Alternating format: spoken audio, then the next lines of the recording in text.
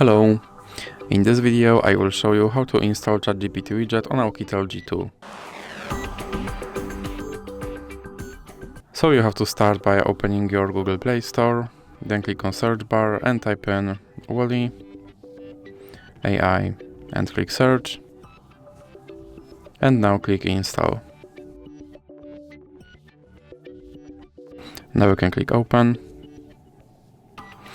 then click got it, and click on this button to skip introduction. Then click not now and click open permissions.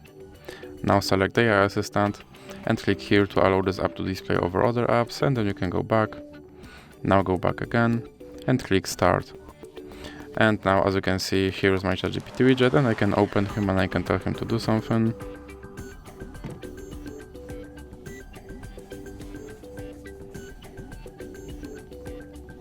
And as you can see, he responded.